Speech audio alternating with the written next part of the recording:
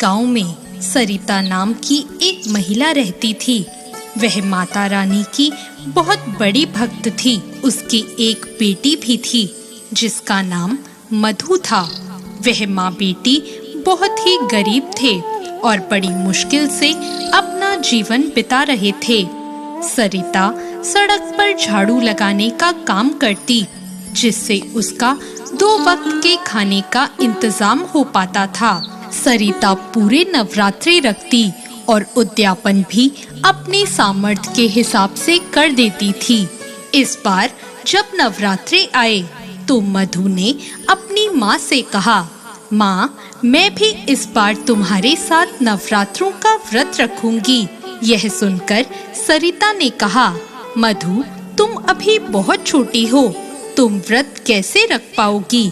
मधु बोली, माँ, जिस तरह तुम व्रत रखती हो उस तरह मैं भी रख लूंगी। और दोनों माँ बेटी माता के व्रत पूरे विधि विधान से रख रही थी। एक दिन वो दोनों पूजा की थाली लेकर मंदिर गई। जब दोनों मंदिर पहुंची तो पुजारी ने उन्हें मंदिर के अंदर घुसने नहीं दिया, लेकिन तभी मधु ने चुपके से माता के चरणों में एक फूल चढ़ा दिया और फिर दोनों वहां से चली गई। अगले दिन जब पुजारी ने मंदिर के कपाट खोले तो उसने देखा कि माता रानी पर चढ़ाए गए सभी फूल सूख चुके थे, पर एक ही फूल पूरी तरह ताजा था। यह देखकर पुजारी हैरान रह गया कि ऐसा कैसे हो सकता है। तभी वहां सरिता और मधु फिर से मंदिर आ गए। पुजारी उन दोनों पर बहुत क्रोधित हुआ और सभी से कहने लगा कि ये दोनों नीच जाति की हैं और इनके मंदिर में आ जाने से मंदिर अपवित्र हो जाएगा। लोगों ने यह सुनते ही सरिता को बहुत मारा।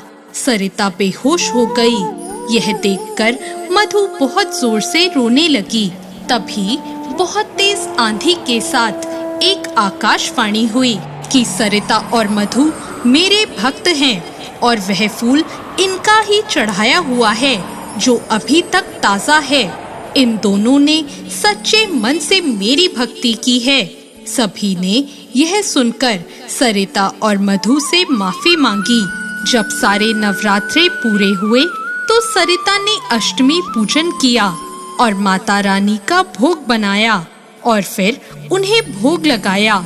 जैसे ही भोग लगाकर दोनों व्रत खोलने बैठी, वैसे ही बाहर से एक आवाज आई, बेटी, मुझे बहुत भूख लगी है, कुछ खाने को दे दो, 2 दिन से कुछ नहीं खाया।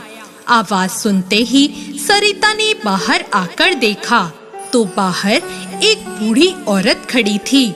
सरिता और मधु ने सारा खाना उस बूढ़ी औरत को दे दिया और वो दोनों थोड़ा बहुत जो भी था खाकर रह गई। जब वह बूढ़ी औरत जाने लगी तो वह एक पोटली सरिता को दे गई और बोली, इसको मंदिर में रख लेना और विजयदशमी वाले दिन ही इसको खोलना। ऐसा कहकर वो चली गई। विजयदशमी वाले दिन पूजा करने के बाद सरिता ने जब वो पोटली खोली तो उसमें से हीरे जवाहरात निकले। सरिता समझ गई कि वह बूढ़ी औरत कोई और नहीं, स्वयं माता रानी थी। उन दोनों ने हाथ जोड़कर माता रानी के आगे सिर झुकाया और दोनों माँ बेटी उस दिन से खुशी खुशी अपना जीवन बिताने लगी। उन दोनों के पास अब किसी प्रकार की कोई कमी नहीं थी। इस कहानी में जिस तरह माँ दुर्गा ने सरिता और मधु का भला किया, उसी तरह माँ दुर्गा सभी की मनोकामनाएं पूरी करें। जो सच्ची श्रद्धा से माता रानी की पूजा करता है, माँ सदा उनके साथ रहती है। जय माता दी। तो दोस्तों, ऐसी और कहानियों के लिए हमारे चैनल भक्ति ज्ञान को सब्सक्राइब करें। धन्यवाद।